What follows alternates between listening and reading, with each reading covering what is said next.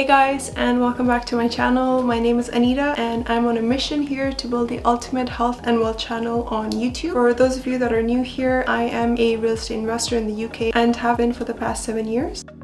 Today we're going to be talking about one of the most talked about topics at the moment, which is inflation. So let's start with what is inflation. So inflation in simple terms is basically a rise in the cost of goods and services in the economy. And when this rise in cost and goods happens, it means that the purchasing power of your money is now decreased and that each pound you have is worth less than it was in the past. For example, something that would have cost you £100 last year, with inflation at 10%, it's now going to cost you £110. And how exactly is inflation measured? So inflation is measured every month by the Office of National Statistics in the UK. So what they do is that they take a basket of the most commonly used goods and services and they measure the cost of this basket. The price of these goods and services is then compared to the price that it was 1 year ago, and the rate of inflation is then calculated as the percentage change in price. They often look at around 180,000 prices for around 700 of the most commonly used goods and services, and the content of this basket changes as the public spending habits change as well. For example, additions to this basket this year included things like sports bras, pet collars, antibacterial wipes, and meat-free goods, and deletions included things like men's suits, donuts, and coal.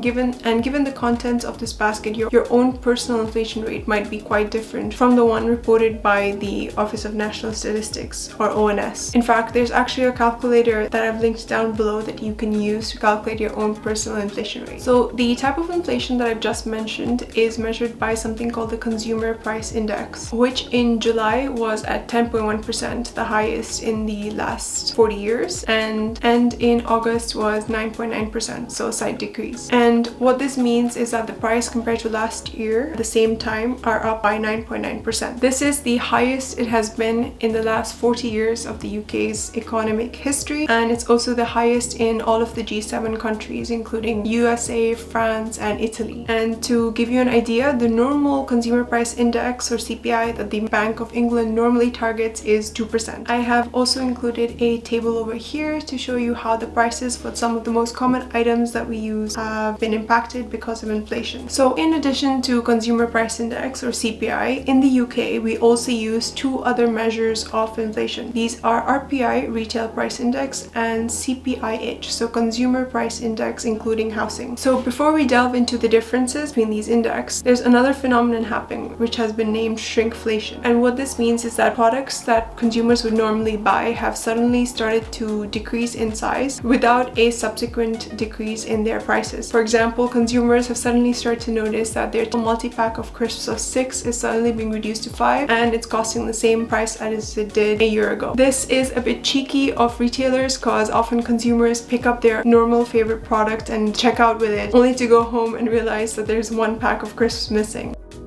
So what is the difference between these different measures of inflation? So RPI is the oldest measure of inflation, Retail Price Index, and it tends to normally be the highest measure of inflation out of the three indexes. For example, in July, RPI was 12.3%, whereas CPI was 10.1% and CPIH was 8.8%. So RPI tends to take into account mortgage interest rate payments and is heavily influenced by increases in mortgage rate and the current house prices. And if you watch my video from a few weeks ago on an update on the current property market, you'll see that both mortgage rates, interest rates, and house prices have so far been on the rise. The way this differs from CPI is that CPI does not take into account any housing costs, and CPIH, on the other hand, takes into account CPI, Consumer Price Index, in addition to housing costs for both the owner and the occupier. Unlike RPI, however, it does not take into account mortgage payments. Instead, it takes into account rental costs. So instead of looking at mortgage payments, it takes into account something called rental equivalence, which is basically how much rent someone would have to pay in order to rent out an equivalent property. And if you look at the chart that I have over here, you can see how CPI and CPIH have changed over the past few years. So in the UK, we mainly look at RPI and CPI, and both of these different indexes are then used to price the cost of goods and services. For example, RPI is used to price things like train tickets, tickets, mobile phone tariff, car tax, air passenger duty, alcohol duty, final salary pension payments, and even interest on student loans. CPI, on the other hand, is used to price state pension and public sector payments, job seekers allowance, universal credit, housing support, income support, statutory sick pay, and statutory maternal and paternal pay. And cheekily, the government has historically linked their own expenses of what they would have to pay out to the lower CPI index, so that they end up paying less. And these tend to include things like your state pension, and they tend to link things that would bring them a higher income to the higher RPI index so that they make more money. And these include things like your car tax. This phenomenon is called inflation shopping, and as expected, there have been several calls for it to change, so let's see if that happens. So let's talk about what exactly happens with high inflation. First, high inflation means that the purchasing power of your money has decreased, which means you can now buy less than you could before with the exact same amount of money. And if your income doesn't increase in line with inflation, it means that inevitably your standards of living are going to fall as inflation keeps rising, and you're able to afford less and less of what you once could. And this is exactly the reason why we've been hearing about the cost of living crisis and why budgets for almost every single household have been stretched thin. Actual wage growth increased only 4.7% between April and June this year, whereas according to the ONS, inflation was at 10.1% earlier this year, marking a cut in real-term pay for most people. So what exactly, now that we've seen what happens with high inflation, what about low inflation? Low inflation is when prices rise slowly, and this tends to be in the consumer's best interest because prices are rising slower than your income, which means you can spend more and get more out of your money. However, if inflation rises too slowly, this too is bad because it means that there's a lack of demand for everyday goods and services. This too can be bad because it means less income for companies and people may even end up losing their jobs. And if prices fall even further, this is called deflation, which means that there is little to no demand for everyday goods and services. So what is actually causing this rise in inflation that we have been seeing? So there are several contributing factors. The first one was increasing prices of energy due to the war in Ukraine and the economic sanctions placed upon Russia, which was one of the largest exporters of gas in the world. The second is petrol costs, and the third is food supply costs. Ukraine was one of the largest suppliers of grains, but since the war broke out in February, they haven't been able to export as much, and hence this has driven prices up. And the fourth one was driven by supply constraints due to lockdowns that were still in place from COVID-19 in China. Out of these four drivers of inflation, in July, the biggest contributor was the rising costs in food, followed by the rising costs in energy. So now that we've talked about inflation and what it actually does to us, how do we actually get a grip on this thing and how do we control it? So in the UK, the Bank of England uses interest rates in order to control inflation, and its target inflation rate is 2%, and as we can see, we are well exceeding that. So by increasing interest rates, the Bank of England make it harder for you to borrow money because now it's more expensive because of the higher interest rates, which in turn makes it less attractive for people to borrow money, and as a result, saving your money instead becomes much more attractive. As a result, people tend to spend less, and prices that we see in our everyday life tend to be a function of supply and demand. So what this means is that if demand for certain goods and services falls, prices in theory would rise much slower or even stay the same or even drop in value. For the last 10 years, the interest rates in the UK have been historically low at below 1%, as shown in this graph. However, since December of last year, 2021, the Bank of England has raised interest rates 7 times to the current level of 2.25%. And this value is predicted to only keep rising, with one research group suggesting a rise of up to 3% given the current rates of inflation. So how is inflation actually destroying your money? In order to actually understand this, we can take a look at how long it actually takes for your money to halve in value, given the various different rates of inflation we've had over the years. So in order to understand the impact inflation will have on your money, we can use the rule of 72, which basically helps us understand how long it would take for our money to halve in value given the current rates of inflation. In order to use the rule of 72, we simply divide 72 by the current rate of inflation, and this tells us the number of years or the length of time we have before our money is halved in value. With the current rate of inflation at 9.9%, it would take just over 7 years for the money we have to halve in its value.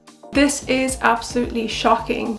because it means in just 7 years time the money we currently have saved up is going to be worth only half of what it's worth today. So now that we have a better understanding of inflation, the various indexes the government uses in order to measure inflation, how different items are priced depending on these different indexes, as well as the impact inflation has on your money and the rule of 72, it's time we look different ways we can manage our finances during these times of super high inflation. I have created a separate video just for this that I will release next week, so keep an eye out for my next video where I talk about how to make the most of your savings given high inflation. That's all for today's video, guys. I hope you found it useful, and if you did, please like and subscribe, and I hope to see you in my next video, and thank you for watching.